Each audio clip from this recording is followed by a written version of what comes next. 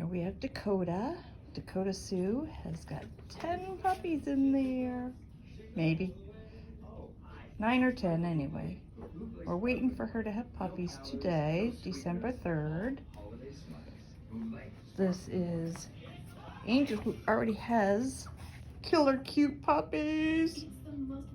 They're 2.5 weeks old. They're so cute. Fat. She's a good mama. She is a good mama. We have Miss Tulsa, who's packing maybe a dozen puppies in there. Amazing but true. Miss Tulsa is a doll. She really likes her pen. I just set it up. And now we have Miss Peyton. And she's got 9, I think. She's very happy in her pen too. Yes, we're going to have puppy madness.